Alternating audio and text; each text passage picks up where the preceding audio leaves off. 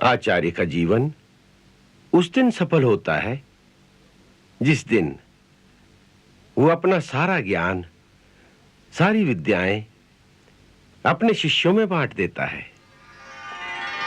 उसी दिन के लिए वो अधिकारी शिष्यों की प्रतीक्षा करता रहता है।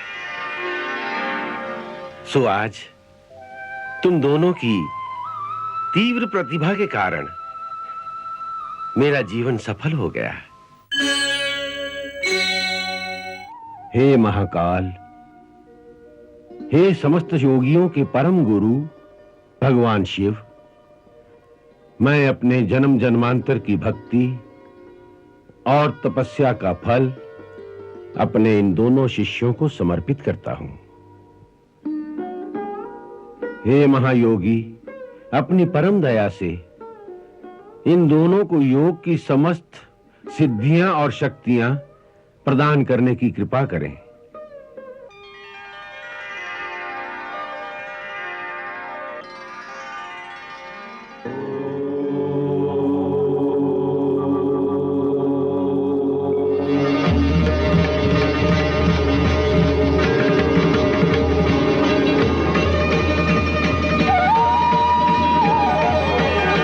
गुरुदेव, हम कहां जा रहे हैं? हिमालय पर्वत पर। बहुत दिनों से श्री बद्रीनारायण के दर्शन नहीं किए, इसलिए सोचा आज उनके दर्शन ही कर लें। वैसे भी वो स्थान आध्यात्मिक शक्तियों का एक महान केंद्र है, जहां से आत्मा को एक दिव्य आनंद प्राप्त होता है। इसीलिए बड़े-बड़े सिद्ध योगी, महात्मा, देवता और भक्त इस परम पवित्र बद्री वन में निरंतर तपस्या करते रहते हैं। वो लोग दिव्य शरीर धारण करके यहां रहते हैं, इसलिए इस सूक्ष्म शरीर द्वारा भी उनके दर्शन नहीं हो सकते।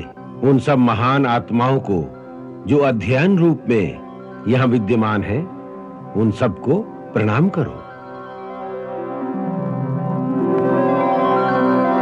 बद्रीनाथ जी के दर्शन करके वापस उज्जैनी की ओर जाते हुए गुरु सांदीपनी जानबूझकर कृष्ण और बलराम को मथुरा के आकाश में ले गए। उनकी इच्छा थी कि इसी बहाने महर्षि गर्ग के दर्शन भी कर लें। अरे, ये तो अपना गोकुल ग्राम है। मैंने सोचा भ्रमण को निकले हैं तो महामुनि गर्ग को भी प्रणाम करते चलते हैं।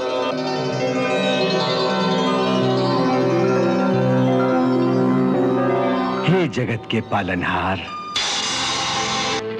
हे भगवान अनंत, इस भक्त का नमन स्वीकार करें। हे पूज्यवर, मैं तो यहाँ आपका धन्यवाद करने के लिए आया था कि आपने ऐसी दो परम विभूतियों को मेरे आश्रम में भेजा, जिन्होंने समस्त 64 विद्याओं को केवल 64 दिनों में पूरी तरह ग्रहण करके मेरी विद्या का पूरा भंडार खाली कर दिया। इस धरती पर आज तक किसी आचार्य को ऐसी प्रखर बुद्धि वाले शिष्य पाने का सौभाग्य प्राप्त नहीं हुआ होगा। इतने दिनों मैं तो भ्रमवश इन्हें दैव पुरुष या दिव्य आत्मा ही समझता रहा कि जिनमें विद्या ग्रहण करने की इतनी प्रचंड शक्ति है। परंतु यहाँ आकर जो दृश्य मैंने देखा तो मुझे पता चला कि ये कोई दिव्य आत्मा नहीं, स्वयं सर्वशक्तिमान भगवान है। यही है वो त्रिलोक के स्वामी भगवान श्री कृष्ण, और ये तीनों लोकों को अपने फन पर धारण करने वाले स्वयं भगवान अनंत हैं।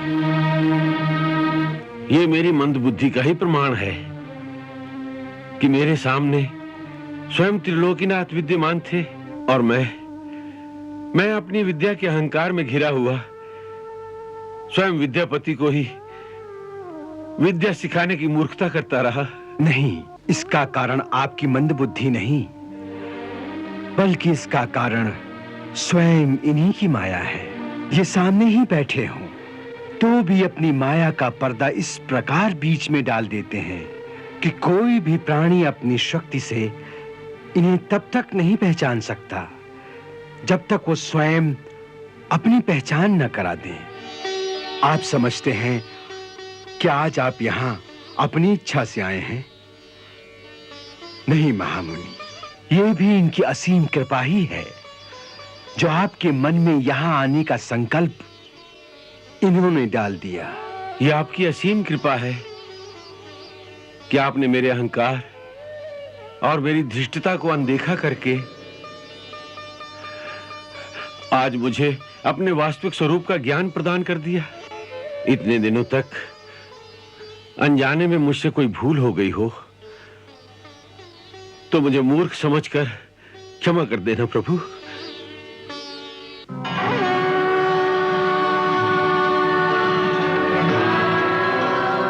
आप दया के सागर हैं। मेरी समस्त भूलों को क्षमा करें प्रभु। मुझे अपने श्री चरणों में शरण दीजिए प्रभु। महामुनि सांदीपनि, हम जानते हैं कि जो कुछ हुआ और जो कुछ हो रहा है उसमें तुम्हारा कोई दोष नहीं। ये सब हमारी माया के प्रभाव से और हमारी इच्छा से ही हो रहा है। हम तुम्हारी कर्मनिष्ठा से अति प्रसन्न हैं। तुम्हारी निष्ठा और भगवान शिव में जो तुम्हारी श्रद्धा है उसके प्रभाव से तुम हमारी माया से मुक्त हो जाओगे। परंतु अभी उसमें थोड़ा समय लगेगा, क्योंकि तुम्हारे अंदर अभी तक कुछ तृष्णा, कुछ आकांक्षा शेष है। तुम्हारे पूर्व कर्मों के अनुसार कुछ सुख दुख का भोग भी शेष है। तब तक तुम पर हमारी माया का प्रभाव रहेगा, परंतु अंत समय आने पर हमारी कृपा से तुम हमारी माया से मुक्त हो जाओगे और तुम्हें हमारी अनन्य भक्ति प्राप्त हो जाएगी। तब तुम इस शरीर को छोड़कर हमारे गोलोक में जाओगे, जहां तुम्हें हमारा पार्षद होने का गौरव प्राप्त होगा। हमारी माया के प्रभाव से तुम्हें आज का ये दृश्य याद नहीं रहेगा, ताकि तुम एक गुरु की मर्यादा का ठीक रीत से पालन कर सको।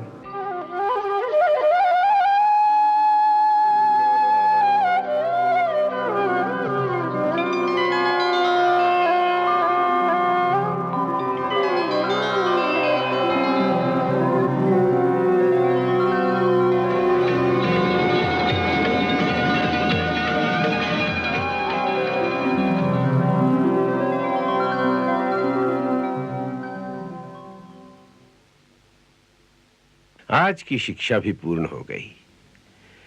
उसके साथ ही मेरी विद्या का सारा भंडार भी खाली हो गया।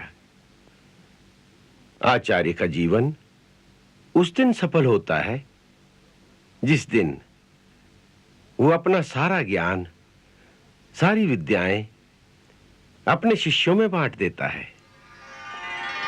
उसी दिन के लिए वो अधिकारी शिष्यों की प्रतीक्षा करता रहता है।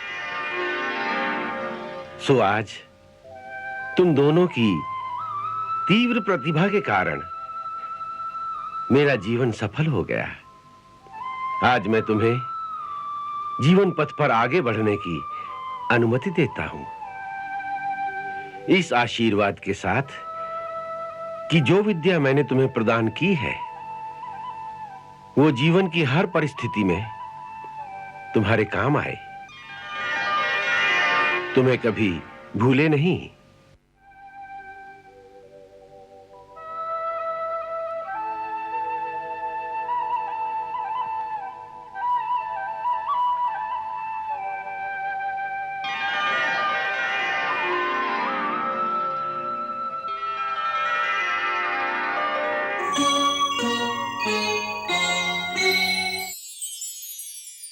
राजन, ऐसे दो ही धनुष थे एक त्रेता में राम के द्वारा तोड़ा गया और एक मथुरा के राजकुल के पास है।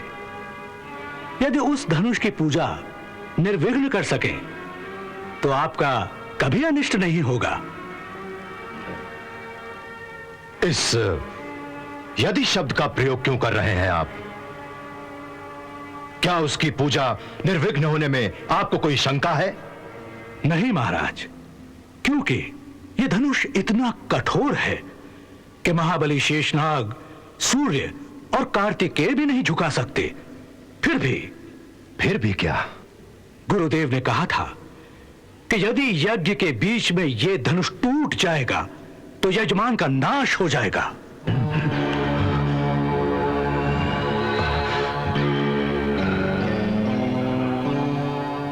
परंतु उन्होंने यह भी कहा था कि नारायण के सिवा इस धनुष को कोई नहीं तोड़ सकेगा। इसलिए मुझे यज्ञ की सफलता में कोई शंका नहीं। राजन, आप महेश्वर का यज्ञ करो जो समस्त अरिष्टों का नाश करने वाला है। इस माहेश्वर याग का नाम है धनुर्यज्ञ। भगवान भूतनाथ के दिए हुए धनुष की पूजा द्वारा यह यज्ञ संपन्न होता है, जो दुस्वप्नों का विनाश तथा शत्रु भय का निवारण करता है। इस यज्ञ के आध्यात्मिक, आधिदैविक और उत्कट आदि भौतिक, इन तीन प्रकार के उत्पातों का खंडन होता है। यदि यह यज्ञ सफलतापूर्वक संपन्न हो जाए तो समस्त संपदाओं के दाता शंकर भगवान प्रत्यक्ष दर्शन देकर ऐसा वर देते हैं जिससे जरा और मृत्यु दोनों का निवारण हो जाता है। शंकर का दिया हुआ धनुष, पर वो है कहां? आपको शायद ज्ञात नहीं, अथवा महाराज उग्रसेन ने नहीं बताया होगा कि वो धनुष कई पीढ़ियों से मथुरा के राजकुल के पास है। वो आपको गुप्त कोश में मिलेगा। पूर्व काल में वो महान पाशुपत धनुष नंदीश्वर को स्वयं पशुपतिनाथ से प्राप्त हुआ था। फिर उन्होंने एक समय पुष्कर तीर्थ में वो धनुष परशुराम जी को प्रदान किया था। कृपा निधान परशुराम जी ने उसे इस राजकुल के पूर्वजों को दिया था।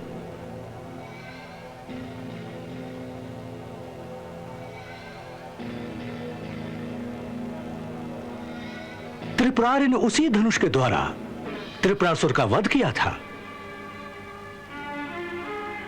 राजन, ऐसे दो ही धनुष थे। एक त्रेता में राम के द्वारा तोड़ा गया और एक मथुरा के राजकुल के पास है। यदि उस धनुष की पूजा निर्विघ्न कर सके तो आपका कभी अनिष्ट नहीं होगा। इस यदि शब्द का प्रयोग क्यों कर रहे हैं आप?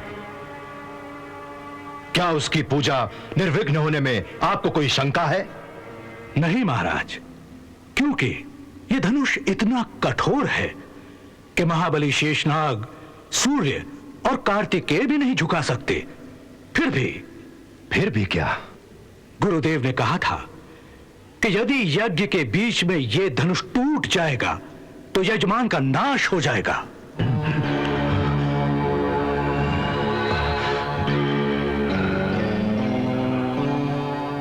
परंतु उन्होंने यह भी कहा था कि नारायण के सिवा इस धनुष को कोई नहीं तोड़ सकेगा।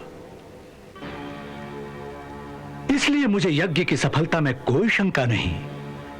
महाराज, मेरा परामर्श है कि आप इस महान यज्ञ का अनुष्ठान दृढ़तापूर्वक कीजिए।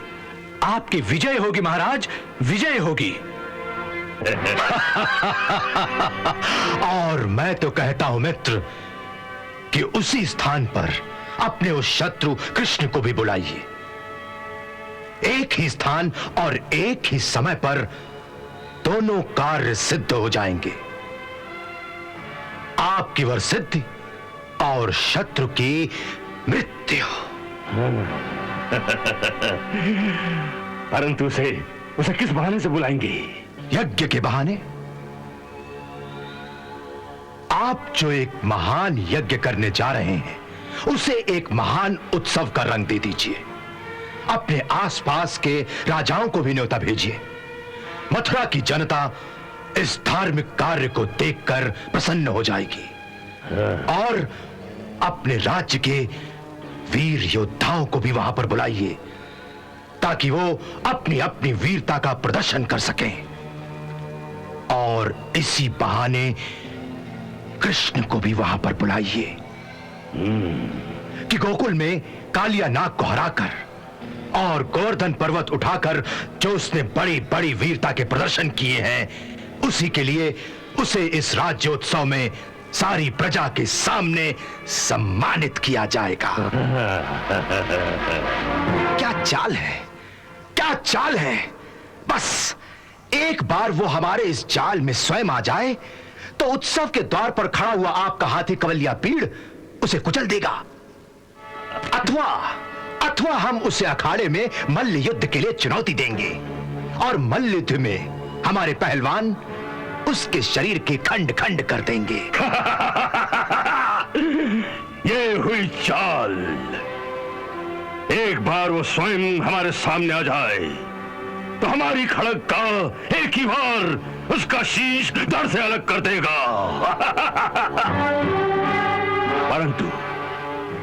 परंतु क्या? परंतु हमारे न्योते पर वो आएगा नहीं। न्योता उसकी ओर से जाए जिसकी बात वो टाल न सके। अर्थात वसुदेव और देवकी की ओर से न्योता भेजिए। देवकी? नहीं, देवकी मर जाएगी परंतु ऐसा कभी नहीं करेगी। उसने तो अभी तक यह भी स्वीकार नहीं किया कि वो उसका पुत्र है। उसका सर उड़ा दीजिए। नहीं, जनता भड़क जाएगी। ये चाल खतरनाक है, सब खेल बिगड़ जाएगा।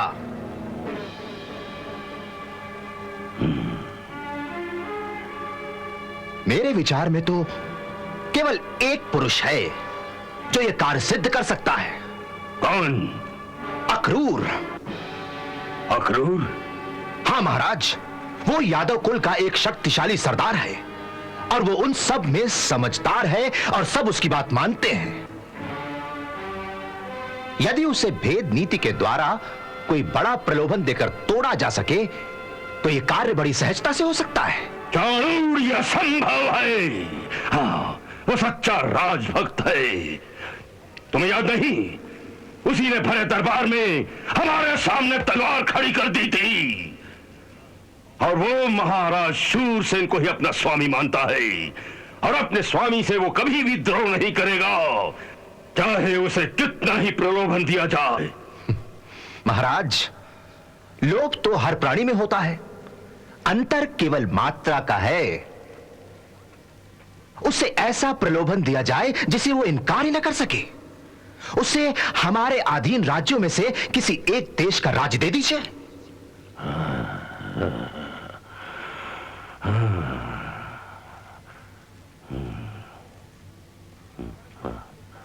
वो राजभक्त है परंतु अंधविश्वासी भी नहीं। वो पूरा राजनीतिक है और एक सच्चे राजनीतिक की भांति वो महत्वाकांक्षी भी है। उसकी महत्वाकांक्षा पूरी कर दीजिए, वो आपका साथ देगा। फिर यह कार्य बड़ी सहजता से हो सकेगा क्योंकि सब उसकी बात मानते हैं। और मेरे गुप्तचरों की सूचना के अनुसार कुछ दिन पहले ही वो गोकुल गया था कृष्ण से मिलने। वही उसे बहला फुसलाकर यहां ला सकता है। और यदि वो ना माना तो? यदि भेद नीति से काम ना चले तो दंड नीति का प्रयोग किया जाएगा। चाणूर, तुम्हारी बात में वजन है।